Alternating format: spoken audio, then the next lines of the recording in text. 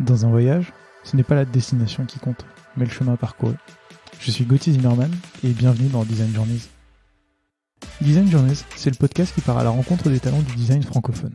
À chaque nouvel épisode, je discute avec un ou une designer à propos de son parcours, de son métier et de son quotidien.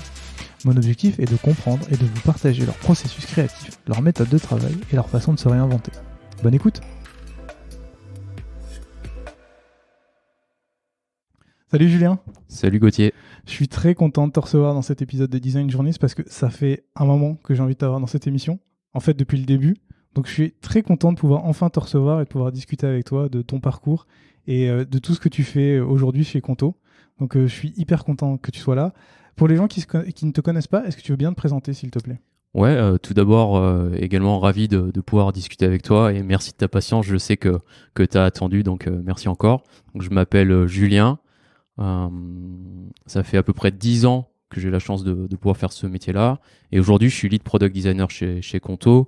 Je pense que tu vas me poser plein de questions à propos de mon parcours, donc je te laisse me les poser et creuser sur les points que tu as envie de creuser. Exactement. Du coup, tu as déjà écouté le podcast, donc tu sais quelle est ma première question. Et moi, j'aimerais bien savoir comment tu en es venu à faire du design. Parce que tu as un parcours, je le dis souvent, assez original. Mais toi, pour le coup, il est encore plus original que les autres parce que tu as commencé par faire une licence et un master 1 d'histoire. Ouais. Et après, tu es parti dans le design. Est-ce que tu peux nous expliquer tout ça ? C'est une très bonne question et c'est vrai que j'ai un parcours qui ressemble pas forcément au parcours que tu peux entendre à droite à gauche et notamment dans les différents podcasts que tu as pu faire avec tes différents invités. Effectivement, donc j'ai un parcours d'historien. Je suis arrivé dans le design, c'est un peu un concours de circonstances, donc je vais essayer de te redonner un peu le parcours de manière générale et ensuite t'expliquer comment je suis arrivé au design. La plupart des gens, quand on est au lycée ou au collège, on suit une voie par intérêt. Et moi, j'ai suivi la voie de l'histoire sans trop savoir pourquoi. Donc, concrètement, tu vas voir ton conseiller d'orientation et le conseiller d'orientation te pose la question suivante. Qu'est-ce qui t'intéresse dans la vie ? Moi, ce qui m'intéressait dans la vie, c'était la littérature, les chevaliers, le Moyen-Âge. Et donc, je me suis retrouvé un peu bêtement, sans réfléchir, inscrit en licence d'histoire, sans trop savoir ce que j'allais faire de ma vie. Cela étant dit, c'était quand même une super expérience et c'est quelque chose qui m'a vraiment plu. Et on pourra en parler juste après. C'est aussi quelque chose qui a beaucoup formé le designer que je suis aujourd'hui. Donc, j'ai beaucoup de parallèles, beaucoup de choses qui m'ont aidé en histoire que j'applique aujourd'hui au quotidien. Donc j'ai fait 4 ans d'histoire, j'ai un master recherche en histoire, mais en fait, tout au long de ce parcours-là, j'ai été toujours un peu paumé sur le projet professionnel qu'il y aurait derrière.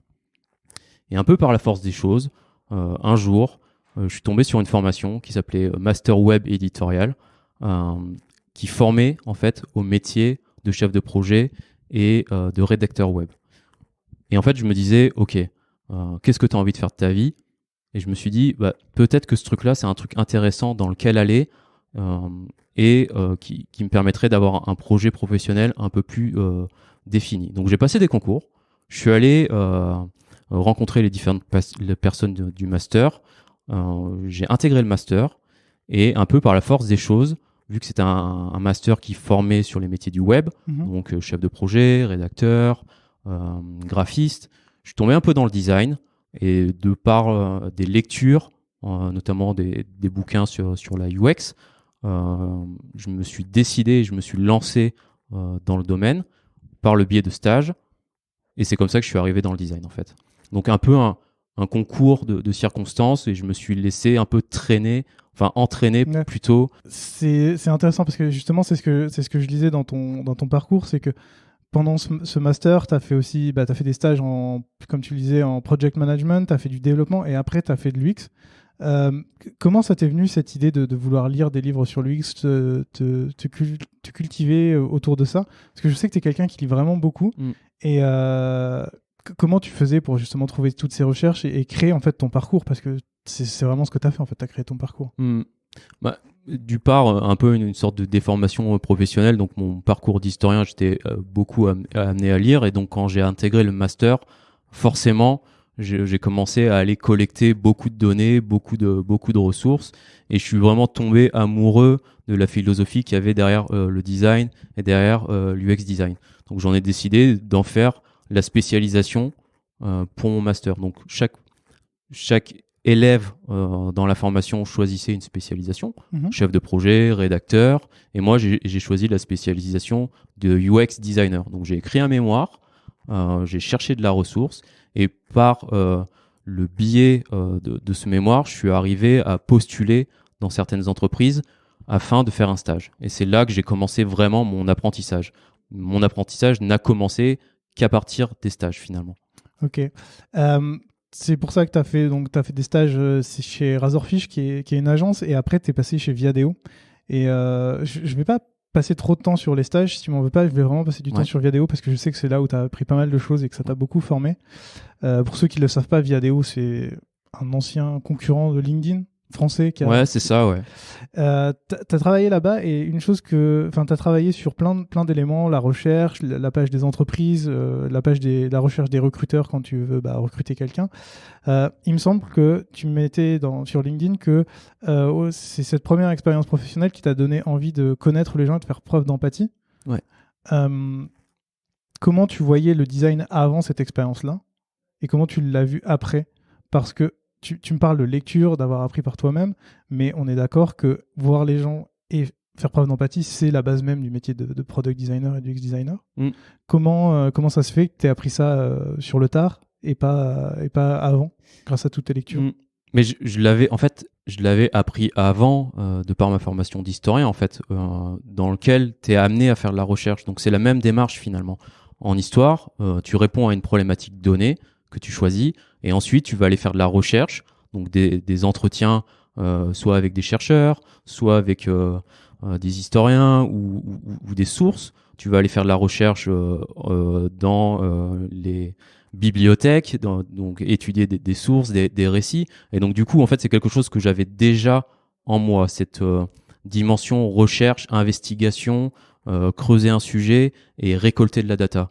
Donc je pense que d'ailleurs c'est une de mes forces principales, c'est ce que j'ai pu apprendre en histoire, c'est ça, c'est avoir une problématique donnée, choisir une stratégie pour répondre à cette problématique, et ensuite aller récolter de la data qui va me permettre d'y répondre. Qu'est-ce qui fait d'ailleurs que tu t'es pas plutôt orienté vers un poste de UX researcher qui est en fait la base de la recherche, un peu ce que tu faisais avant? Qu'est-ce qui fait que tu as voulu aller plus loin et mettre une corde à ton arc en plus? C'est une très bonne question. C'est une question que je me suis jamais posée, pour être tout à fait honnête. Ce que j'aimais bien dans le poste à Viadeo, c'est qu'il y avait à la fois une dimension UX qui était très poussée et une dimension design d'interface qui permettait de rendre tangibles les concepts qu'on définissait. Et je pense que c'est quelque chose que j'ai pas voulu perdre. Être capable d'évoluer sur les deux aspects du job. Donc je récolte de la donnée, des évidences qui me permettent de définir des concepts, et ensuite je suis capable de les rendre tangibles par des maquettes, des prototypes, des choses comme ça. Si je résume un peu ton parcours, en fait, c'est vraiment l'ensemble de tes études qui t'ont donné cette partie recherche et analyse, et c'est plus ta spécialisation après à l'école qui t'a donné tout ce background de création. Ouais, c'est ça. Ok.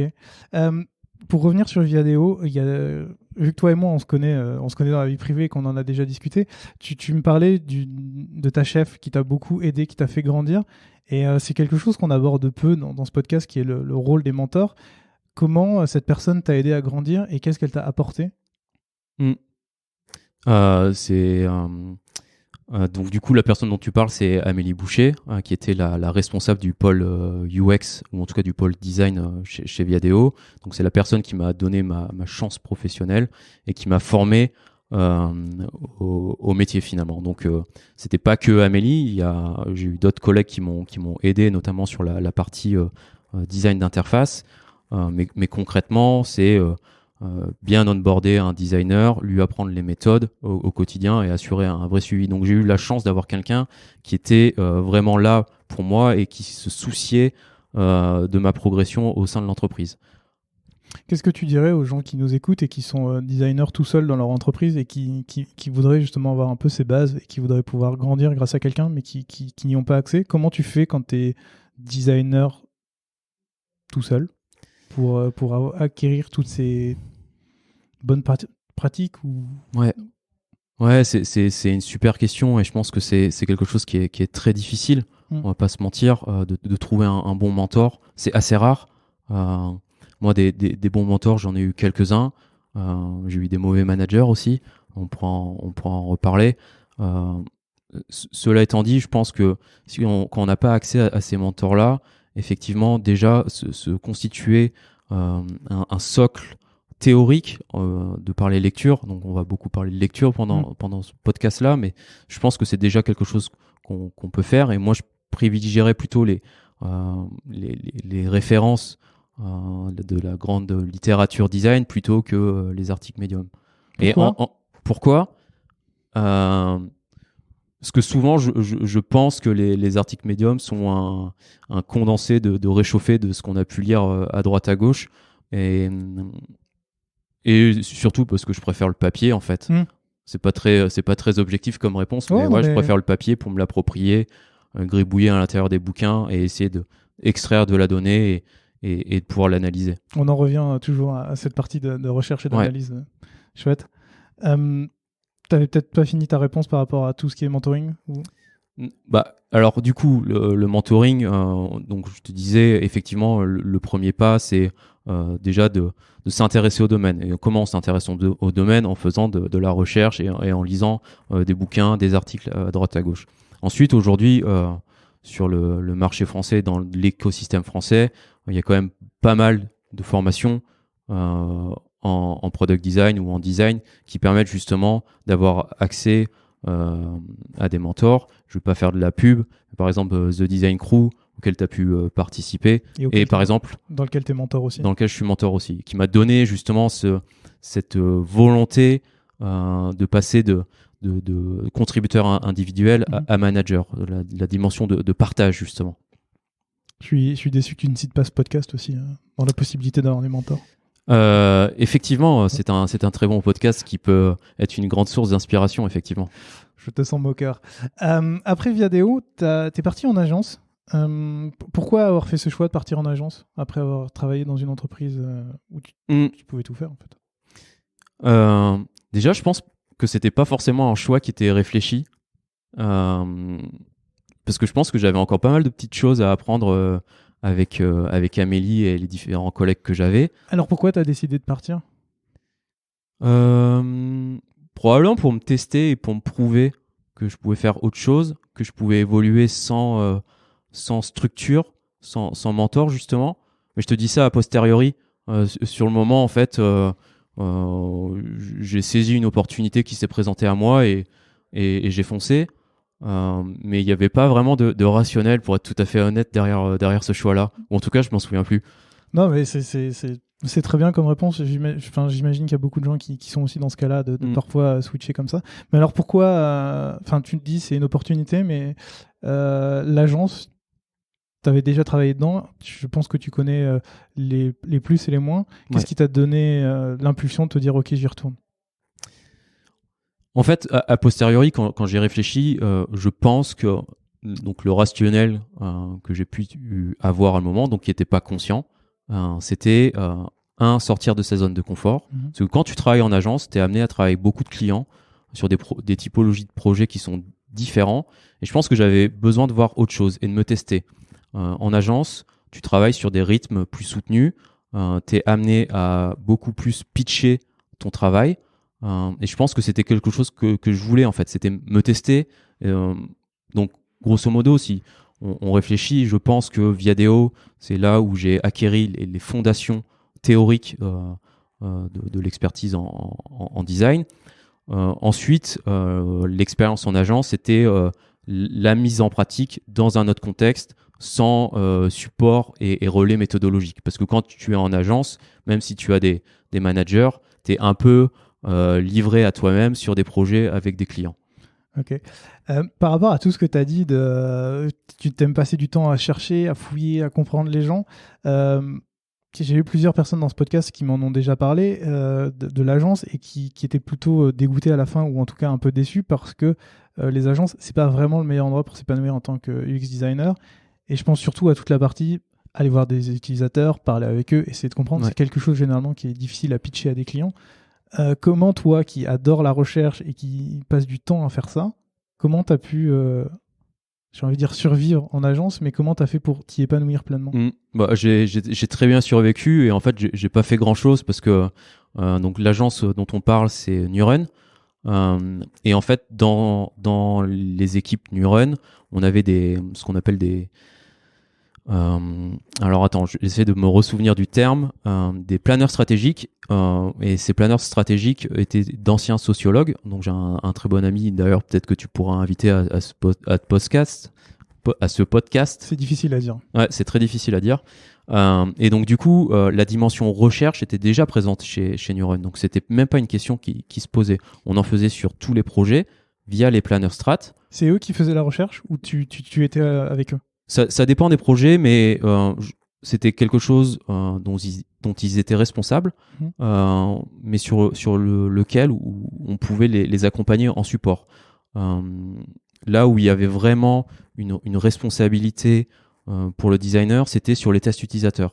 Donc on n'en faisait pas de façon constante sur les projets, c'était en fonction des opportunités et des projets sur lesquels on travaillait.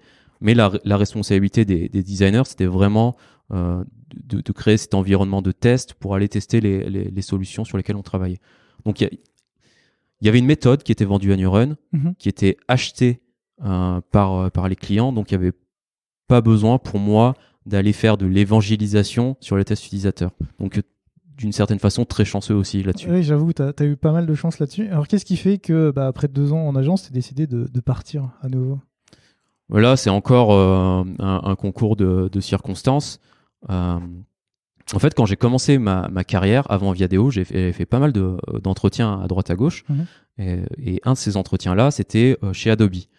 Ou Adobe en français pour les gens qui ont des difficultés de prononciation.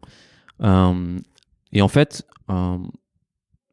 ce qui s'est passé, c'est que j'étais pas prêt en fait en tant que jeune professionnel à rentrer dans une boîte comme Adobe. Donc on n'a pas continué les entretiens. Mais pour autant, c'est toujours resté un petit peu dans ma tête là, présent, comme une boîte dans laquelle ce serait génial d'évoluer. Et quand j'étais en agence, j'ai eu la chance de me faire contacter par un recruteur sur LinkedIn, tout bêtement, comme ça peut arriver à des milliers de personnes. M'ont écrit et du coup, j'ai pas laissé l'occasion filer sous mon nez et en fait, j'ai accepté le poste et j'ai rejoint Adobe. Alors, je sais plus l'année exacte, mais je l'ai racheté au moment où Adobe a racheté une boîte qui s'appelle Fotolia. Et donc, du coup, j'étais le designer qui allait travailler sur le projet Fotolia et sur l'intégration du projet Fotolia dans l'écosystème Adobe. Alors, quand je dis le designer, c'était le designer dans le bureau français. Évidemment, il y avait toute une équipe à San Francisco qui m'aidait à accomplir cette tâche. Justement, j'ai plein de questions là-dessus. Alors, j'ai noté, c'était en 2015 que Adobe a racheté Fotolia, qui est devenu Adobe Stock par la suite. Justement, je voulais savoir pourquoi tu étais le seul designer français, parce que de ce que tu m'as dit, c'est que tous les designers sont principalement à San Francisco. Et toi, tu es le seul Français qui reste en France. Pourquoi tu les as pas rejoints et qu'est-ce qui faisait que toi, tu restais à Paris? Pour la simple et bonne raison qu'en fait, il y avait une équipe produit à Paris. Donc, les product managers de Fotolia étaient basés à Paris. Et donc, du coup, j'étais la personne, le référent design, qui était amené à travailler avec eux directement. Voilà. Okay, donc, en fait, c'est pour avoir un équilibre et qu'ils aient une ressource design avec laquelle travailler à Paris. C'est intéressant qu'ils n'aient pas décidé de tout rapatrier à San Francisco pour que tu travailles avec toutes les équipes. Ouais, c'est des questions qui se sont posées, mais ça ne s'est pas fait effectivement. Et j'ai envie de passer un petit peu de temps sur ton expérience chez Adobe et principalement la culture américaine et la culture française autour du design. On sait que la culture product design et design aux États-Unis est beaucoup plus développée qu'en France. Ou en tout cas, en France, le design est plus orienté ingénieur. Ça doit faire des choses, mais ça ne doit pas forcément être joli. Ça ne doit pas forcément être pratique. Est-ce que tu t'as perçu ce décalage entre la France et les États-Unis en bossant chez Adobe? Ouais. C'est un truc qui se voit directement et très clairement dans les façons de procéder. Je vais te donner quelques exemples. Le premier qui me vient en tête, c'est donc le département design à Adobe est en mesure de tirer ses propres initiatives. Donc c'est-à-dire que en tant que product designer, par exemple, dans une boîte classique, le travail que tu vas faire, ça va être du travail qui est fait, ou en tout cas qui est priorisé en fonction d'une roadmap. Chez Adobe, le département design était instigateur de certaines démarches, donc ce qu'on appelait des démarches d'exploration ou du travail de vision. Donc, je décide que 2-3 designers vont travailler ou vont explorer sur une opportunité donnée, par exemple aller travailler sur un nouvel outil, je dis n'importe quoi, ou travailler sur un nouveau modèle. Et donc du coup, au bout de 2 ans, une partie de mon temps, je travaillais avec les product managers sur Adobe Stock, mais de temps à autre, j'étais sollicité par mon et même manager pour travailler sur des initiatives d'exploration. Voilà. Toujours relié à Adobe Stock ou même Adobe, c'est une bonne question. C'était à la fois sur Adobe Stock, mais également sur d'autres initiatives. Donc, je me souviens avoir travaillé sur Adobe Font, par exemple, ou sur des partenariats avec Apple, par exemple, aussi. Donc, différentes typologies de projets, et en fonction des demandes et des besoins qui étaient émis par l'équipe design. Chez Adobe Stock, tu étais le seul product designer à travailler sur le produit ou il y en avait d'autres? Non, on était donc le seul à Paris, effectivement, mais il y avait une équipe à San Francisco, je me souviens plus du nombre exact, mais à peu près 7-8 personnes. D'accord. Et comment tu faisais, toi, pour travailler avec ces gens-là? Parce qu'en plus de la distance, tu as le décalage horaire, tu as la différence de mentalité, de façon de travailler. Comment... Je veux pas te cacher que c'était un peu compliqué. Donc du coup, j'étais assez autonome sur mes projets. Donc j'avais des projets sur lesquels je travaillais seul et pas forcément en relation avec les autres designers. Donc pour être très concret, moi j'ai travaillé sur la plateforme qui s'appelle Adobe Stock Contributor, qui va permettre en fait aux créatifs de vendre leurs assets. Donc quand je parle d'assets, c'est les vidéos, ça peut être des photos, ça peut être des assets illustratifs. Donc je travaille sur cette expérience-là. Donc j'avais mes propres projets, et l'équipe ASF bossait sur la plateforme Adobe Stock côté B2C et B2B. C'est pas trop frustrant de bosser sur le projet tout seul? C'est devenu frustrant. Au début, c'était super intéressant parce que justement, j'ai pas bossé seul. J'ai bossé avec un designer senior là-bas, et justement, c'est ce qui m'a aidé à vraiment progresser. En fait, quand je suis arrivé, j'ai eu un vrai choc de niveau. Donc, j'ai bossé avec ce designer-là qui s'appelle David, qui était assez senior, qui était très senior d'ailleurs, et qui allait à 1000 à l'heure, qui faisait les choses 10 fois mieux que moi. Et donc, du coup, ça a été une source d'inspiration et c'est ce qui m'a permis de grandir. Ensuite, David est allé sur d'autres projets, donc il m'a un peu abandonné. Et donc, du coup, j'ai beaucoup travaillé seul et c'est assez frustrant en fait, parce que quand tu travailles seul et que tu n'es pas au contact d'autres designers, déjà pour se challenger, c'est plus difficile. Donc, ce qui est intéressant en tant que designer quand tu es en solo, c'est que tu crées tes propres modèles pour te challenger toi-même. Mais bon, ça a des limites. Mais par contre, ouais, effectivement, c'est quelque chose qui m'a pas mal manqué dans le parcours. C'était aussi une de mes raisons de mon départ. C'est tu es dans une entreprise qui est géniale, qui a une maturity design incroyable, mais t'en profites pas directement en fait, parce que j'étais à Paris et finalement tout se passait à SF. Et quand tu dis que tout se passait à SF, et je pense qu'on en reparlera un petit peu sur Conto par rapport à ce que tu disais tout à l'heure, de pouvoir discuter avec d'autres designers, de pouvoir se challenger, mais sur ce point-là, vous n'aviez pas, on en parle tout le temps dans cette émission, des design reviews, des réunions tous ensemble où vous pouviez discuter. Est-ce que soit vous en aviez pas et que ça fait pas partie de leur process, soit c'est pas la même chose à distance? Si, on en faisait, pas régulièrement, souvent à des heures qui correspondaient pas à mon agenda. Donc je faisais partie de l'équipe mais j'étais pas tout le temps présent aux différents rituels. Donc c'est vraiment ça qui m'a manqué, je pense. C'est à chaque fois que j'allais à San Francisco, et ça arrivait assez souvent, je sentais que je faisais vraiment partie de cette équipe-là et que j'avais la chance d'évoluer au sein de l'équipe. Mais en fait, à chaque fois que je revenais en France, je voyais toujours un décalage. Je fais partie de l'équipe à San Francisco et quand je suis en France, je suis un peu tout seul et il faut que je me stimule, que je me responsabilise et que je sois autonome sur mes projets. Alors évidemment, il y a un suivi parce que tu travailles avec des équipes à Paris, mais c'est pas la même chose en fait. T'as jamais voulu les rejoindre à San Francisco pour profiter de tout l'engouement et de tout ce qu'il y a Si, c'est quelque chose qui a été mis sur la table, sur lequel on a discuté, mais qui s'est pas fait pour diverses raisons. Mais en fait, déjà d'une certaine mesure, je me suis rendu compte qu'on a beaucoup de chance en France, et San Francisco, c'était pas forcément une destination qui m'attirait plus que ça. Tu penses à quoi quand tu dis qu'on a de la chance en France ? Bon, c'est la culture, la culture, la gastronomie française. On va pas se mentir. Je sais pas si c'est l'objet de ce podcast et si on a envie de parler de notre pays. Mais par exemple, ouais, pour moi, il y a eu un vrai choc culturel. Nos musées, notre gastronomie, c'est quelque chose que tu retrouves pas là-bas, et des mentalités qui sont peut-être différentes. Et quelque chose par lequel j'ai pas été forcément séduit à San Francisco. C'est très bien parce qu'il y a une dynamique tech qui est incroyable. Le problème, c'est qu'en termes de diversité, c'est assez limité. Ouais. Tu peux aller dans un bar et puis parler d'un truc et te retourner et avoir un product manager ou un product designer de Facebook, Apple, Twitter. Et en fait, je trouve que c'est quand même intéressant d'être amené à rencontrer différentes personnes. C'est intéressant. Du coup, au bout de 4 ans chez Adobe, tu décides de partir. Ouais. Tu pars assez rapidement chez The Design Crew et en fait, tu changes assez rapidement. Donc, tu es toujours un mentor là-bas, mais tu avais d'autres responsabilités que tu as arrêtées en cours de route. Et tu deviens lead product designer chez Conto.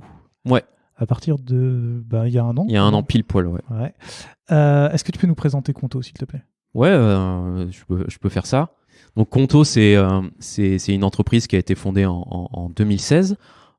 Et la proposition de valeur de départ, c'était de créer un produit qui est efficace, avec une super UX, donc on y reviendra a posteriori, et un service client du tonnerre, c'est-à-dire qui est capable de répondre aux clients de Conto très rapidement. Donc c'est ça, la vitesse. Et des prix transparents, ce qui est extrêmement important, et souvent dans les banques traditionnelles, c'est pas tout le temps le cas. Donc le postulat de départ, c'était ça.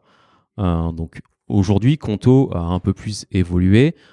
Ils ont créé, donc quand je dis ils, c'est parce que je suis arrivé en fait il y a seulement un an, donc du coup je n'ai pas participé à la création du service tel qu'il existe aujourd'hui. Donc ils ont créé une solution qui permettait de faire du everyday banking, basically. J'ai fait T'as fait un bel anglicisme. J'ai fait un bel anglicisme, mais j'allais switcher en anglais, donc je suis navré pour ça. Pas de souci. Du coup, c'est quoi le everyday banking ? C'est en fait tout le service qui va te permettre de faire les actions bancaires telles qu'on les connaît, qui sont assez classiques, comme faire un virement, pouvoir consulter tes comptes, faire des transferts, avoir des prélèvements, le cœur fonctionnel d'une banque finalement.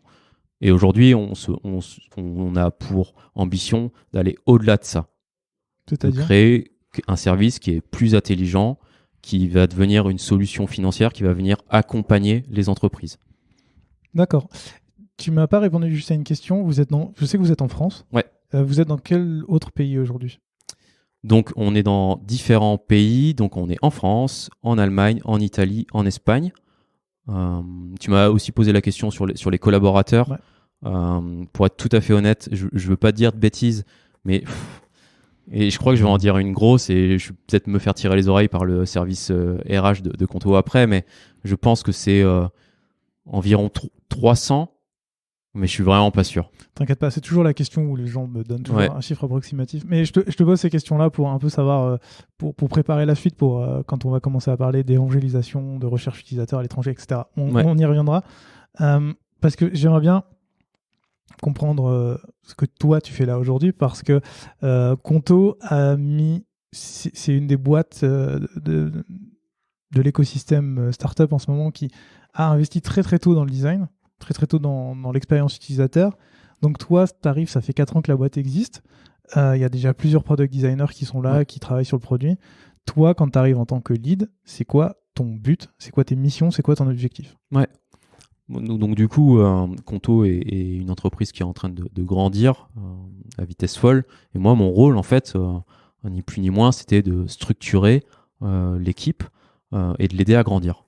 Donc voilà. Évidemment, c'est quelque chose que je ne fais pas tout seul. Donc je suis arrivé, les choses ont été extrêmement bien faites. Je suis arrivé en même temps, le même jour que notre Head of Design, Mathieu. Donc il m'accompagne aussi justement dans la structuration et dans le développement de l'équipe. Mais c'est un truc qu'on fait tous les deux, effectivement. Quand tu dis la structuration, moi, structuration et aider au développement, tu vois, c'est des jolis termes, mais je vois pas ce qu'il y a de concret. Ouais, j'aimerais bien un peu de concret, savoir ce que ça implique pour toi. Si tu veux, je peux rentrer en détail. Quand je parle de structuration, quand on est arrivé avec Mathieu dans l'équipe Product Design, il y avait 3 designers.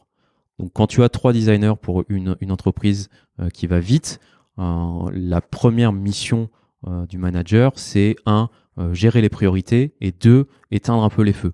Parce qu'on avait 3 designers, donc une personne qui venait juste d'arriver, donc en fait 2 designers complètement opérationnels et 1 en phase d'onboarding.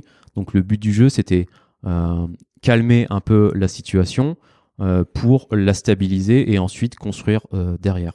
Concrètement, parce que tu veux du spécifique, c'est aider sur les projets. Donc pas en étant la personne qui va produire, mais vraiment un accompagnement méthodologique sur certains projets. Donc parfois mettre la main à la pâte quand il y a certaines problématiques. Donc ça, c'était la première mission. Et ensuite, c'est apporter plus de structure via une meilleure définition des priorités. Donc c'est ce qu'on fait lors des daily, par exemple, où on définit en tant qu'équipe les objectifs qu'on a envie d'atteindre. Et ensuite, on s'organise en tant qu'équipe pour les atteindre. Est-ce que toi, aujourd'hui, ça te manque pas trop de plus faire de la recherche utilisateur, de pas designer au quotidien? La question sous-jacente, c'est t'es passé de contributeur individuel à manager. Ouais. Comment on fait cette transition-là? Et toi, comment tu la vis? Qu'est-ce que ça te change au quotidien? Je la vis très bien. Merci de t'en inquiéter. En fait, déjà, juste pour dézoomer un petit peu, je pense que le passage de contributeur individuel à manager, ça doit être un choix très conscient. On doit savoir exactement pourquoi on fait ça. Je sais que beaucoup de personnes vont passer manager parce que c'est la seule opportunité pour grandir au sein d'une entreprise et c'est pas forcément le bon choix. Moi, via les cours que j'ai pu donner, que ce soit à l'université ou via le design crew, la dimension de partage, d'accompagnement, la passion de faire développer des gens, c'est quelque chose qui me tenait à cœur et j'ai eu l'opportunité de le faire chez Conto. On m'a donné cette opportunité de le faire. Et donc, je pense qu'il faut être effectivement très conscient du choix quand tu passes de contributeur individuel à manager. Je me rappelle plus de ta question parce que je suis en train un peu de divaguer. Pardon. Non, c'était vraiment en fait de savoir si comment tu le vivais et quels étaient les avantages que tu avais trouvés dans ce métier, enfin dans ce rôle plutôt. Et il y a une autre question que je me posais, c'est pour toi, là tu en as un peu parlé, cette envie de partage, c'est quelles sont les qualités qu'il faut avoir pour devenir manager? Parce que dans ce podcast, on parle souvent de product design, de product manager, on organise des reviews tous ensemble et tout, c'est chouette, mais on parle rarement de ce qu'il faut pour passer à ce nouveau rôle-là. Pas forcément devenir lead et gérer toute une équipe, mais par exemple aussi ne serait-ce que de gérer une autre personne avec toi, de gérer un projet, tout ça. Donc en dehors de la curiosité et de cette envie de partager, qu'est-ce qu'il faudrait en plus ou qu'est-ce qu'il faut pour ce rôle-là? Je pense qu'il y a plusieurs aspects. Le premier, déjà, il faut avoir quand même une certaine expérience et une certaine expertise. On ne va pas se mentir. Tu peux pas passer de contributeur individuel à manager en 2 ans, même si ça se fait en fait. Ensuite, je pense qu'il faut être en mesure de faire preuve de leadership. Donc, c'est-à-dire comment je drive un projet, comment j'amène des gens dans mon sillage, comment je convainc les gens, Est-ce que je suis capable de casser les silos, c'est-à-dire aller communiquer avec différentes équipes facilement et d'être en mesure de créer une dynamique. Donc ces deux qualités-là me semblent primordiales.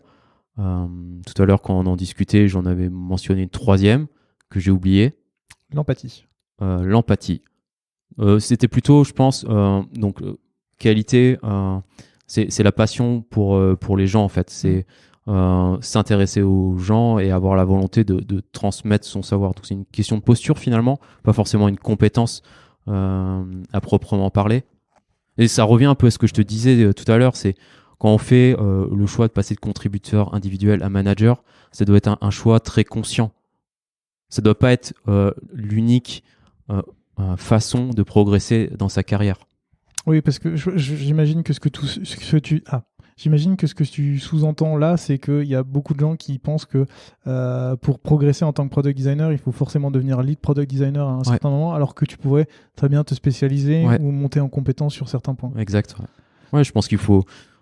En fait, d'une certaine façon, il faut être patient aussi. Une carrière, ça se construit, ça prend du temps. Acquérir des connaissances, un savoir, c'est pas quelque chose qui se fait en 1 an, ni en 2 ans, ni en 3 ans. Tous les jours, j'apprends des trucs de par les personnes qui sont dans mon équipe, techniquement par exemple. Et donc du coup, je pense qu'il faut vraiment être très patient sur la construction d'une carrière. Et quand on est prêt et qu'on a envie de passer au niveau suivant, il faut être extrêmement conscient de pourquoi on le fait. Pourquoi j'ai envie de rester dans l'expertise, donc devenir vraiment expert en product design, ou pourquoi j'ai envie de devenir manager, et vraiment se poser la question et faire l'effort de le faire. Pourquoi toi, tu as voulu devenir manager ? Je crois qu'on a déjà un petit peu répondu à cette question. Je pense vraiment que l'expérience que j'ai eue auprès de Jordan à The Design Crew, la dimension mentoring, c'est quelque chose dans laquelle je me suis retrouvé. Et comme je te disais tout à l'heure, j'ai eu beaucoup ou en tout cas j'ai eu 2 très bons mentors, et d'une certaine façon j'avais envie de redonner ce que j'avais pu apprendre, en fait, repartager ce que j'avais pu apprendre avec les autres. C'est hyper intéressant. Par rapport à ce que tu disais, une des trois qualités que tu as citées, c'est l'expertise. À partir du moment où tu deviens lead, tu mets un peu moins les mains dans le logiciel, tu mets un peu moins les mains dans le concret, tu es plus là pour gérer ton équipe. Comment toi tu fais pour rester à jour sur cette expertise-là, pour pas à un moment te faire dépasser par les gens qui t'entourent ?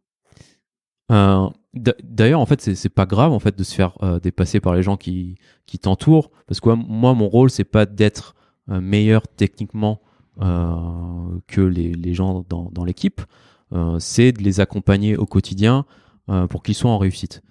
Comment je fais pour être en mesure de parler le même langage qu'eux ? Déjà, en fait, chez Conto, c'est assez simple, c'est via les projets. Mon rôle, effectivement, c'est de créer un environnement nécessaire à la progression et qui va permettre aux designers d'être en réussite. Et concrètement, être en réussite chez Conto, c'est livrer des projets dont on est fier, de qualité et à temps. Donc moi, je suis énormément les projets. Donc je suis encore beaucoup dans le design. Je suis amené quotidiennement à parler de design, à réfléchir au design, à me questionner sur la façon dont les choses sont faites. Donc je continue à avoir les mains dans le cambouis, même si, in fine, je ne suis pas la personne qui va produire. Et ensuite, je pense qu'il y a aussi une question de passion et de curiosité, on ne va pas se mentir, et j'espère que tu arrives à le percevoir. C'est quelque chose qui me passionne, le métier que je fais, donc je suis intéressé et je regarde à droite à gauche ce qui se passe. Il m'arrive de temps à autre de designer des trucs pour moi, pour rester un peu au goût du jour. Mais là, on parle surtout de design visuel. Mais je pense que le métier de designer, c'est un métier où en fait tu vas apprendre quotidiennement au fur et à mesure des années. Et donc, c'est pour continuer à être dans le milieu, ou en tout cas dans le bon mood, il faut continuer à s'intéresser à droite à gauche à ce qui se fait. C'est quoi les bons produits qui marchent, pourquoi ils marchent bien, se questionner, se challenger au quotidien. Et d'ailleurs, en fait, chez Conto, c'est quelque chose qui est très présent, la culture du challenge, et ce qui me permet de rester un un niveau en fait correct. Ouais, et si je comprends bien par rapport à tout ce que tu viens de dire, c'est qu'aussi ton but est d'avoir un socle solide et important, mais principalement pour discuter avec le même langage qu'avec ton équipe, Ouais. même si eux sont plus forts sur certaines compétences, que toi tu puisses en fait pouvoir tirer profit, pouvoir les guider et les amener Ouais. là où tu veux, c'est ça? Ouais, et à terme, en fait, ce qui serait génial, c'est que toutes les personnes dans l'équipe deviennent plus fortes que le manager. Et je pense que c'est ça l'objectif dans chaque entreprise. On en revient un peu à ce que tu disais entre savoir si tu veux devenir manager ou si tu veux Ouais. te spécialiser Ouais. fortement. Continuons dans les spécialisations. On parle de toi depuis tout à l'heure. On n'a pas parlé de ton équipe. Ouais. Moi, j'aimerais bien que tu nous parles un peu de ton équipe, qui est dedans, quels sont les rôles qui composent ton équipe. Ouais. Déjà, j'imagine que mon équipe va écouter. Donc, c'est une équipe que je trouve géniale. J'ai eu beaucoup de chance. Donc, ça, c'est l'instant un peu promo et coup de cœur. Pour te faire bien voir. Non, pas nécessairement. Et j'imagine que j'ai pas besoin de ça. Mais c'est important de souligner quand tu travailles avec des personnes que tu apprécies et que tu aimes accompagner. C'est important de le noter. Tu feras ce que tu veux de ce passage lors du montage. Il restera. Il restera.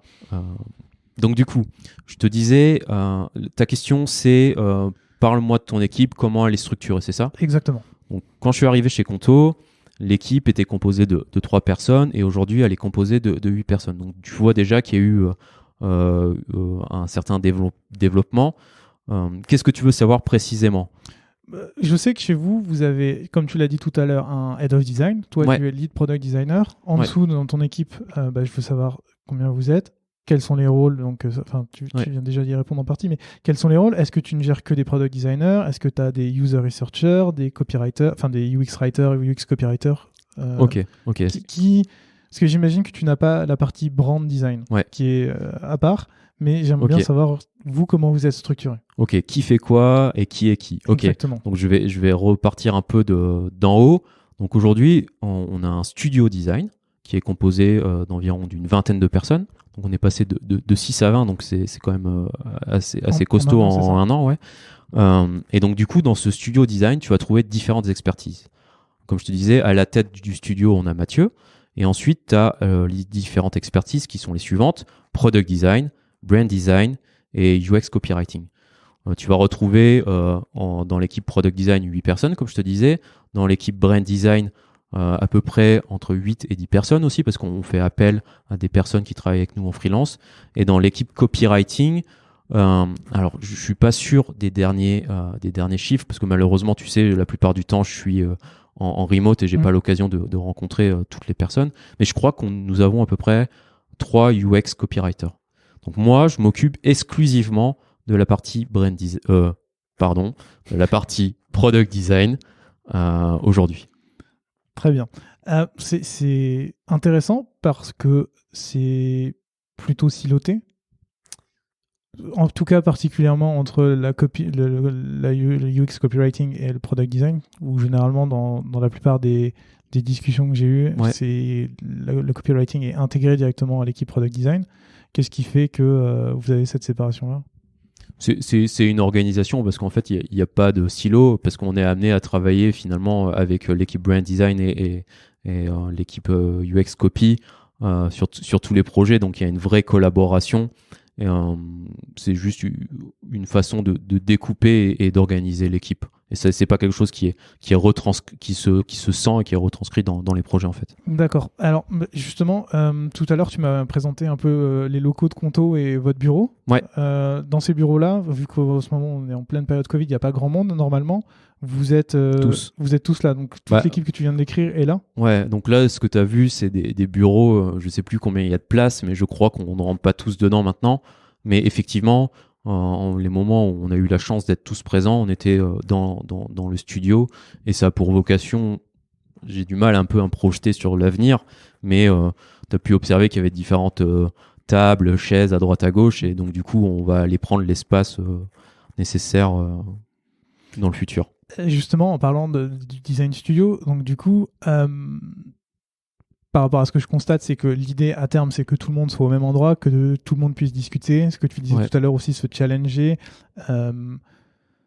C'est quoi les ambitions de ce design studio et où est-ce que vous voulez l'amener à terme? Je pense qu'il y a beaucoup d'ambitions et j'en citerai une, ou en tout cas quelque chose qui me tient à cœur et je pense qui est retranscrit dans l'ADN de Conto, c'est l'excellence design. En fait, c'est quelque chose qu'on veut vraiment atteindre, avoir un produit extrêmement bien conçu. Et c'est quelque chose sur lequel on travaille au quotidien. Donc ça, c'est l'ambition qu'on a dans le studio, c'est de sortir des projets de qualité.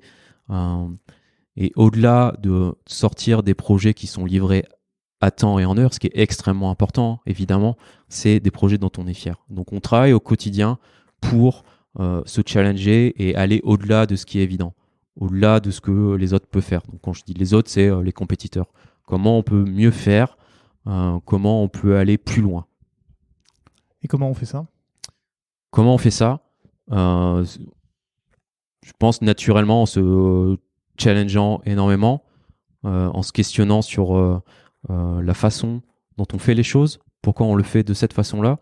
Donc tu vas me dire, et concrètement, qu'est-ce que ça veut dire? Exactement. Et concrètement, qu'est-ce que ça veut dire? Si on parle de challenge, je pense que tu es très habitué à ça, mais donc les design reviews, les moments de challenge entre l'équipe, c'est quelque chose qu'on a beaucoup chez Conto, à tous les étages de l'organisation. Le CPO va venir challenger les designs, les projets, nous amener à nous poser d'autres questions, avoir d'autres perspectives sur les cas d'usage, les contextes et les expériences. Donc, c'est vraiment dans l'ADN de Conto en fait, de se challenger et se questionner sur tout ce qu'on fait. Je rebondis sur ce que tu viens de dire et les design reviews et le fait de se challenger. Dans la plupart des épisodes que j'ai enregistrés, les équipes design font des design reviews entre elles. C'est les designers, parfois les brand designers, souvent les UX copywriters qui sont tous là, qui vont poser des questions, qui vont challenger, etc. Toi, tu parles du CPO, j'imagine qu'il y a aussi le head of design. Bref, ça va de haut en bas. Comment ça se fait que vous, par rapport aux autres, vous ayez cette volonté d'avoir tout le monde dans la boucle? Est-ce que ça pose pas trop de problèmes aussi de latence et d'inertie, tu vois, où il y a tout le monde qui doit donner son avis? C'est pas tellement de donner son avis, c'est de s'assurer en fait qu'on est sur la bonne voie et qu'on a tous les éléments d'information nécessaires pour être en réussite. Donc on n'est pas dans un système de bureaucratie où en fait on doit avoir un tampon de chacun pour avancer. C'est vraiment dans une démarche d'auto-amélioration et de challenge constant. Et après, de façon très concrète, si on parle du process, de comment ça fonctionne au quotidien ou dans les semaines, aujourd'hui, tu as différents rituels qui vont nous permettre de challenger les choses sur lesquelles on travaille. Et si tu veux, je peux me permettre de détailler. Ouais, j'aimerais bien, s'il te plaît. Alors du coup, par où commencer? Si on parle du process ou en tout cas du framework de conception au sein de l'équipe design, parce qu'on va se concentrer dans un premier temps au niveau de l'équipe design ou en tout cas de l'équipe product design, on a différents rituels qui vont amener les product designers à montrer leur travail et donc du coup à récolter du feedback. Dans notre cycle de conception, on a un moment qui s'appelle Solution Challenge où en gros, de façon très grossière, quand le product designer a ce qu'on appelle un catalogue de solutions, donc ça veut dire différentes hypothèses de design, il va venir et pitcher son travail et généralement je vois que tu veux me poser une question. Et oui, je te laisse finir pour pas te couper parce qu'on me dit que je coupe souvent mes invités. Quand tu parles d'hypothèse de design ou d'hypothèse de solution, c'est par exemple des choses écrites ou c'est vraiment des maquettes? C'est des maquettes qui sont la plupart du temps, on navigue entre du mid fidelity et high fidelity en fonction des profils et des appétences de chacun. D'accord, je te remercie. Donc grosso modo, le designer arrive avec son catalogue de solutions et généralement ce qui se passe avec le product manager, moi-même et d'autres personnes, on challenge les solutions. C'est-à-dire on essaie déjà de comprendre quel est le problème qu'on essaie de résoudre, quels sont les besoins utilisateurs et en fonction de ça. Et surtout, n'oublions pas les objectifs de la feature. Hein. Qu'est-ce qu'on veut atteindre et qu'est-ce qu'on veut délivrer en termes de valeur pour l'utilisateur. On va questionner, challenger les solutions. Donc, challenger de plusieurs façons, en fait. Déjà, sur le concept. Pourquoi on travaille sur ce projet-là et comment il sert les objectifs de l'entreprise. Est-ce qu'on est sûr qu'on travaille sur le bon sujet? Et ensuite, peut-être plus d'un point de vue de conception sur les différentes solutions qui sont listées, permettre aux designers de s'orienter et de déterminer quel est le meilleur chemin, quelle est la meilleure hypothèse qui va lui permettre de mieux répondre aux problèmes qu'il essaie de résoudre. Donc ça, c'est un élément de challenge. Ça, c'est le premier rituel.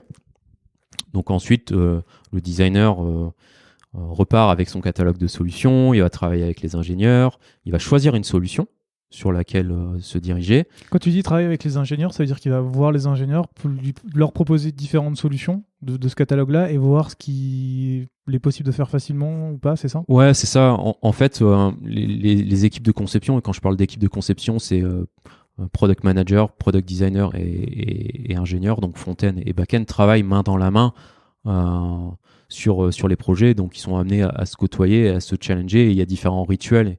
Et je ne vais peut-être pas forcément rentrer dans le détail, mais ils sont amenés à travailler ensemble et à estimer tous ensemble quelle est la meilleure solution, pourquoi et quelles sont, d'un point de vue par exemple engineering, les faisabilités, les contraintes et qu'est-ce qui nous indique quelle est la meilleure solution. D'accord.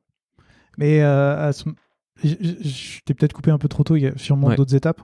Ouais, bien sûr. Je veux bien que tu me les donnes avant que je te pose d'autres questions. Les étapes en amont ou Après, une fois, donc du coup, il y a eu le catalogue d'hypothèses, tu vas voir avec les product managers, les ingénieurs, ce qu'il est possible de faire. Qu'est-ce qui se passe ensuite?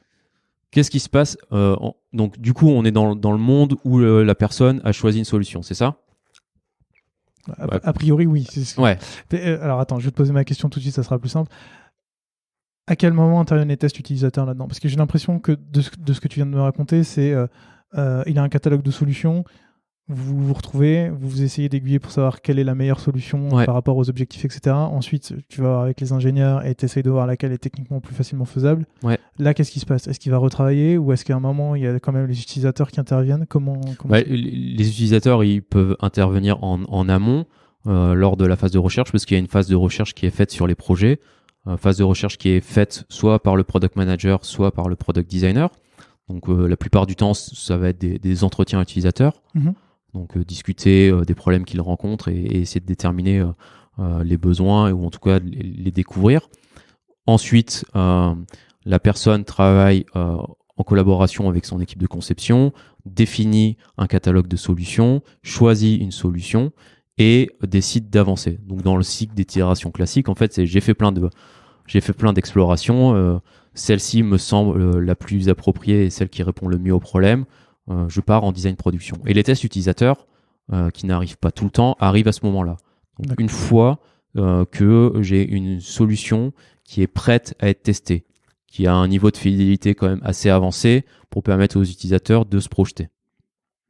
Très bien. Et après, est-ce que vous faites un suivi aussi du design qui a été implémenté ou est-ce que ça c'est plus un travail de product manager? Ouais, mais alors attends, du coup, en fait, donc le designer a fait son test utilisateur, il termine sa production et à ce moment-là, il y a une design review qui est faite. Aujourd'hui, cette design review, dans la plupart du temps, elle est faite par moi et le designer en question. Aujourd'hui, on est en train de travailler sur un modèle où la team va faire plus de design review. Donc, on va constituer des groupes de review, globalement, justement pour faire en sorte qu'il y ait plus de moments de partage au sein de l'équipe, plus de moments de challenge au sein de l'équipe et du coup, améliorer l'équipe et l'expertise design. Aujourd'hui, vous n'avez pas envie de tous vous retrouver dans une salle et de tous commenter le... Non, je déteste ça. Pourquoi ? Je crois que c'est à cause de mes expériences. Justement, chez Adobe, par exemple, tu te retrouves autour d'une table à 10 personnes. C'est des meetings qui durent 1h30 où tu as 2 designers qui présentent quelque chose. On attend, on s'ennuie, on pose des questions. Et en fait, Pour l'instant, moi, je suis pas sûr d'avoir assisté à des bonnes design reviews dans mes expériences précédentes. Une bonne design review, c'est une review dans laquelle le designer qui présente son travail ressort avec des insights qui sont actionnables. Et souvent, c'est pas tout le temps le cas. Et surtout, de la point de vue du point de vue des participants, c'est j'ai appris quelque chose et je me suis pas ennuyé. Et moi, dans mes expériences passées, alors je sais pas si c'est lié à mon profil, mais c'est quelque chose que je trouve pas forcément efficace. Donc on essaie vraiment de se questionner sur qu'est-ce que c'est une bonne design review et ce serait quoi les différentes modalités d'une bonne review. Et j'ai pas envie d'aller calquer le modèle que je pourrais aller piquer chez Adobe, Itch, Payfit et le faire fonctionner pour Conto. J'essaie vraiment de me questionner sur qu'est-ce que c'est déjà une bonne design review, le construire avec l'équipe et faire en sorte que ça marche pour nous avant d'aller copier ce qui peut exister ailleurs. J'imagine qu'aujourd'hui, si tu es assez vague autour de ce sujet-là, c'est que tu n'as encore pas trouvé la bonne solution. En fait, c'est assez drôle qu'on en parle parce que du coup, c'est un sujet que j'ai commencé à initier la semaine dernière, donc vendredi dernier. Donc oui, je suis assez vague pour plusieurs raisons parce que c'est quelque chose que je suis censé présenter à l'équipe demain. Et donc du coup, moi, mon postulat de départ, c'était plutôt que de designer la design review la plus parfaite du monde, j'ai défini les grandes lignes qui permettent d'organiser des design reviews. Donc, concrètement, comment ça va se passer. Et ensuite, en collaboration avec l'équipe, donc concrètement, ce que je vais faire, c'est que je vais demander aux équipes de m'inviter aux différentes design reviews, y assister, voir ce qui fonctionne, et ensuite définir ce qu'on appelle chez Conto un standard, donc une façon de faire qui nous permettra de définir qu'est-ce que c'est une bonne design review et quel est l'outcome qu'on espère obtenir de ces reviews-là. Donc c'est un travail vachement itératif que tu es en train de mettre en place. Itératif et surtout, la question c'est comment je peux avancer sur le sujet hyper rapidement sans tomber dans les travers du manager qui passe une semaine à travailler sur un pitch de design review qu'il présente à son équipe et en fait qui fail parce que ça correspond pas aux besoins, aux attentes de l'équipe. Donc c'est du travail d'analyse en fait, de recherche de comment j'implémente une bonne design review au sein du studio Conto. Mais encore une fois, un travail de groupe et avec tes équipes, donc qui permettent de répondre aux vrais besoins. C'est surtout déceler quand les personnes vont faire les reviews. Donc j'ai commencé à designer une sorte de cadre dans lequel évoluer, voir ce qui fonctionne, voir ce qui fonctionne pas et être en mesure de leur apporter des éléments de réponse. Donc concrètement, je vais faire un shadow en fait et voir qu'est-ce qui se passe pour ensuite co-construire avec eux ce qu'est le standard d'une bonne design review. Est-ce que ton objectif à terme, c'est de t'extraire des design reviews et de laisser l'équipe travailler d'elle-même pour que toi, tu travailles sur des sujets un peu plus haut niveau ? Ouais, tout à fait. C'est exactement l'objectif en fait. Le but du jeu, c'est pas de faire en sorte que je ne vois plus les projets. Évidemment, je serai amené à tout le temps les voir. Mais surtout, l'objectif, c'est le modèle qu'on avait avant chez Conto. Donc, je suis arrivé dans une équipe où ils étaient 4. Maintenant, on est 8. Dans 3 mois, on sera 12. Dans 6 mois, on sera 16. En fait, ce modèle-là il ne marche plus. Donc, il faut se réinventer et trouver des nouvelles façons de faire. Donc, moi, ce que j'essaie de faire, c'est de plus responsabiliser l'équipe, de créer aussi, et ce qui est vraiment, je pense, le plus important, une dynamique de partage, un partage de connaissances. Parce que quand tu as une équipe qui grossit, le problème, c'est que les designers qui travaillent sur certains projets ne sont pas amenés en fait, à voir ce que les autres font. Donc, c'est comment tu crées cette culture design. Et je pense que les design reviews, c'est un bon moyen en fait, de savoir, ce qui se passe, et deux, de s'auto-améliorer collectivement. Pour que je puisse ensuite aussi travailler sur d'autres sujets de fond qui me permettront de faire grandir l'équipe encore plus. Ok. Là, on a un peu touché du doigt l'organisation de ton équipe et j'aimerais bien aller un tout petit peu plus loin. Vous êtes aujourd'hui dans ce qu'on appelle un design studio. Donc, vous êtes dans une pièce tous ensemble, vous travaillez tous ensemble. Il me semble par contre que vous avez une organisation par squad dans l'équipe, enfin dans l'entreprise. Donc, ça veut dire que chaque designer est attitré à un pan spécifique de votre application, c'est ça ? Ouais. Ouais. J'ai envie de te poser la question de pourquoi avoir choisi ce choix. Parce que j'ai vu de tout dans ce podcast, par exemple, où tu partais d'un studio où tout le monde faisait de tout, et ensuite ils se sont un peu spécialisés comme vous, mais non plus en étant dans la même pièce, mais en étant avec les équipes au plus proche pour pouvoir apprendre de ces équipes. Avec Luc d'Agicap, il nous expliquait exactement le contraire, où chacun était sur un pan de l'application, et ils ont fini par tous se retrouver ensemble, et chaque designer n'avait plus l'ownership d'une squad, mais pouvait bouger de projet en projet. Pourquoi vous avez fait ce choix-là, un peu entre les deux, de se dire tout le monde est au même endroit, mais chacun travaille dans des équipes différentes, et chacun se spécialise sur un pan spécifique? Je vais repartir un peu de l'histoire et de comment c'était organisé. En fait, ce que tu as décrit n'est pas tout à fait vrai. Quand on est arrivé avec Mathieu, l'équipe, ou en tout cas l'équipe Product Design, donc constituée de 3 personnes, n'était certainement pas attitrée à une squad. Donc on a continué en fait à fonctionner en design studio, et au moment en fait où l'équipe est devenue plus conséquente, donc avec 8 designers, on a décidé, ou on est en train d'opérer ce changement-là, d'avoir un designer dans chaque squad. Parce que je pense que le mode design studio, qui doit très bien marcher pour Luc, il a une petite équipe encore. C'est peut-être plus difficile quand tu as une grande équipe en tout cas, à lui, son gérer. objectif, c'était eux aussi veulent grandir et avoir 12-13 personnes à la fin de l'année, et veulent garder cette organisation en studio, puisqu'ils viennent d'opérer cette organisation plutôt où chacun va de projet en projet. Mais tu penses que vous, votre organisation, elle vous permet d'être, on va dire, j'ai l'impression qu'elle est moins agile, mais que du coup elle permet d'aller beaucoup plus vite parce que c'est une personne qui connaît bien sur quoi elle travaille? Ouais. Alors, vu qu'on a opéré le changement il y a 2-3 mois, et que l'équipe est assez récente, il y a quand même une certaine curiosité qui amène les designers à regarder les projets qui sont à droite, à gauche. Effectivement, je pense que c'est bien pour les équipes, et quand je parle d'équipe, c'est product manager, les équipes tech, d'avoir une personne qui est dédiée, qui est le référent en fait design auquel s'adresser. C'est effectivement en termes de productivité, et aussi pour le designer de mieux maîtriser son sujet. Je pense que c'est plus intéressant. Et en fait, du coup, la vraie problématique qui se pose quand tu fais ce changement de studio à une organisation par squad, en fait, où chaque designer est attitré à une squad, c'est comment tu gardes une dynamique d'équipe, et comment tu favorises le partage de connaissances au sein de ton équipe. C'est ça en fait le vrai point dur, je pense, à tacler. Et je pense que les design reviews, c'est quelque chose qui va permettre justement de continuer à diffuser le savoir.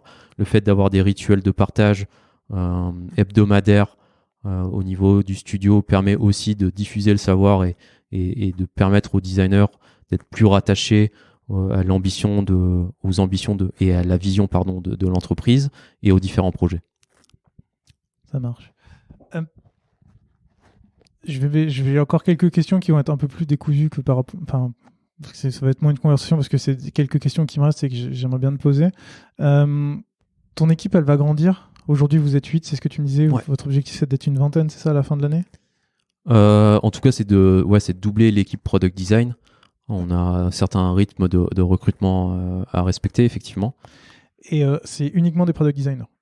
Oui, alors effectivement, c'est des product designers, mais les autres équipes sont aussi en train de grandir. Mais en fait, ma question va un tout petit peu plus loin. C'est que je trouve ça très intéressant que vous n'ayez que des product designers, et pas de UX researchers. Okay. Surtout que vous êtes dans plusieurs pays, donc j'imagine les habitudes de consommation ou d'utilisation en tout cas sont un peu différentes, même si tout est à peu près homogénéisé, mais que certains clients en Italie sont un peu différents de ceux en Allemagne, de ceux qui sont en France. Vous n'avez personne qui est attitré justement juste à découvrir pour vous aider à pouvoir faire des projets plus facilement? Non, on a personne, et du coup tu vas me demander pourquoi. Bien sûr. Parce que en fait la recherche est distribuée dans les équipes, c'est-à-dire que les PM et les product designers font la recherche, et qu'aujourd'hui on pense, ou en tout cas on pense que c'est le bon modèle, et peut-être qu'un jour on recrutera des UX researchers, mais c'est pas quelque chose qu'on va faire très prochainement, je pense. Tu cherches plus des profils, on va dire, bons partout, ou en tout cas qui ont assez de force et des œufs dans différents paniers. C'est des profils qui ont du potentiel et qui peuvent grandir et qui peuvent apprendre sur différents sujets, et on sait que le profil parfait n'existe pas. Chez Conto, on met en place une organisation qui permet aux contributeurs individuels, mais aussi aux managers de progresser au quotidien. Et donc, du coup, on fait des vrais trainings sur ces sujets-là. Donc, moi, par exemple, je t'expliquais que tout à l'heure, j'étais pas mal formé à la recherche, même si je suis pas un chercheur, un UX researcher de formation. Et je pense qu'il y a des choses que je fais pas très bien. C'est pas grave. Cela étant dit, j'ai une expertise suffisante pour me permettre d'entraîner les équipes. Concrètement, tout à l'heure, je te parlais de la notion de standard. Donc, c'est comment on fait une certaine chose de la bonne façon chez Conto. Ça, c'est ma définition assez grossière, et je pense que les personnes de chez Conto auront une meilleure définition peut-être. Mais du coup, concrètement, dernièrement, moi, j'ai travaillé sur un standard de test utilisateur qui explique un peu comment on s'y prend, quels sont les réflexes méthodologiques à avoir et comment on met ça en place.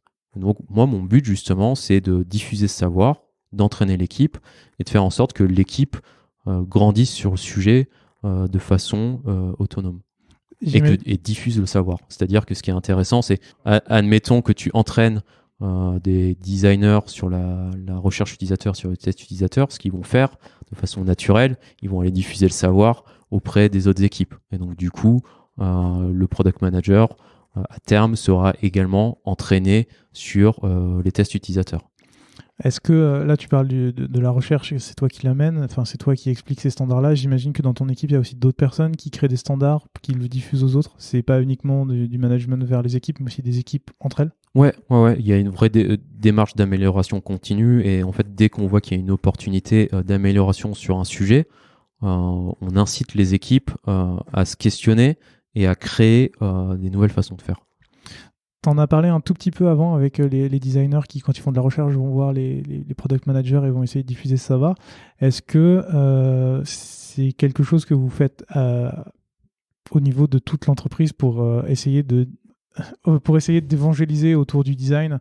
Et je sais que le design est à la base de Conto et de sa création, mais est-ce que vous continuez à essayer de les évangéliser, leur expliquer pourquoi vous faites de la recherche, comment vous travaillez, comment vous faites pour montrer que vous existez et techniquement juste prouver que vous n'êtes pas que des gens qui dessinent et qui font de la peinture toute la journée? Je suis navré, je vais pas pouvoir vraiment répondre à cette question, parce qu'en fait, ce travail d'évangélisation, on n'a vraiment pas besoin de le faire. La recherche, c'est quelque chose qui est vraiment un réflexe.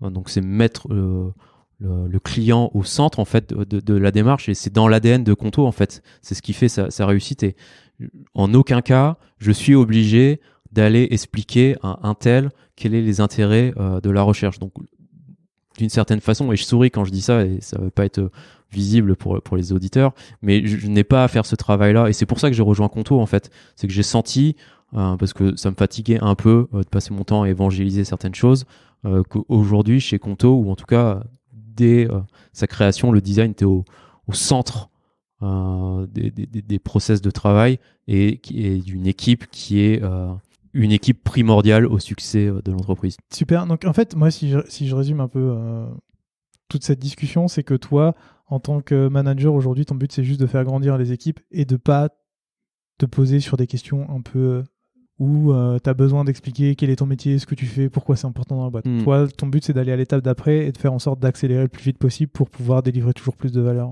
à vos clients. Ouais, c'est ça. Et pour rebondir, je discutais avec Mathieu, du coup, le Head of Design, et la question, c'est l'équipe Product Design a vraiment bien grandi collectivement, individuellement. Donc, il y a une bonne dynamique d'équipe. Les personnes ont beaucoup progressé individuellement. L'étape d'après, c'est comment on fait en sorte qu'elles progressent encore plus vite sur d'autres domaines pour qu'on gagne encore plus en expertise. Et donc, du coup, en conséquence, qu'on soit en mesure de travailler et de livrer des projets qui apportent encore plus de valeur. Parce qu'en fait, dans l'ADN de Conto, on croit vraiment que le succès des collaborateurs va permettre le succès du produit. En fait, si tu as des designers qui sont hyper forts, bah, du coup, ton équipe design va être hyper forte, par définition. Donc, il y a un vrai soutien des équipes managériales pour permettre aux individus de grandir au sein de leur expertise. Top. On en arrive déjà à la fin de cette discussion. Comme tu le sais, je t'avais demandé avant qu'on enregistre un peu les ressources que tu avais à nous recommander. Est-ce que tu as des ressources à nous recommander ? J'ai l'impression que je vais te décevoir encore. Je sais que la plupart du temps, les ressources qui sont données sont des ressources de design. De moins en moins. De moins en moins ? Ok, donc j'ai mal fait mes devoirs. Tu sais que j'aime bien lire. Et je pense que tout le monde a compris ça après cet épisode. Donc du coup, je vais te proposer. J'y ai réfléchi un petit peu ce matin. Je vais te proposer 2 ressources. Une qui s'apparente quand même à notre métier, et l'autre qui est une lecture pour grandir, s'aérer les esprits. La première lecture, c'est donc un livre qui s'appelle L'été où tout arriva de Bill Bryson. Et en fait, ça décrit l'époque, l'année de 1927 aux États-Unis. Qu'est-ce qui s'est passé pendant cette année-là ? Ce qui s'est passé, c'est une époque à laquelle les aviateurs essayaient de traverser l'océan Atlantique. Donc, ils décrivent tous ces défis-là. C'est la naissance, ou en tout cas la croissance de l'entreprise Ford. Donc, tout le mouvement autour de cette entreprise et différentes choses qui décrivent le développement des États-Unis à ce moment-là. Donc hyper intéressant, et on peut dresser plein de parallèles avec le secteur de la tech et ce genre de choses-là. Et l'autre livre, c'est alors en français c'est Une meilleure question, en anglais c'est A More Beautiful Question. C'est un livre qui part du postulat suivant: c'est pour avoir de bonnes réponses, il faut être en mesure de poser des bonnes questions. Et donc, du coup, il y a tout un essai autour de ça et qui amène les gens à réfléchir de comment, en tant qu'interlocuteur, j'arrive à poser des meilleures questions pour avoir les réponses dont j'ai besoin.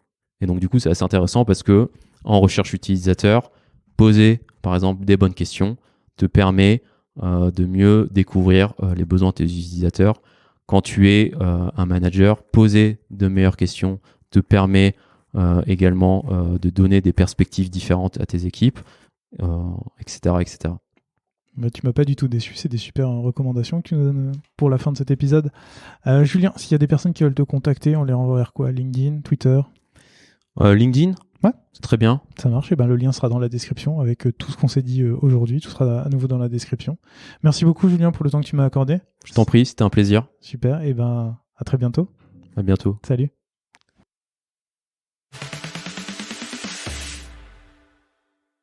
Merci d'avoir écouté cet épisode jusqu'au bout. Si vous l'avez aimé, n'hésitez surtout pas à vous abonner sur votre application de podcast préférée.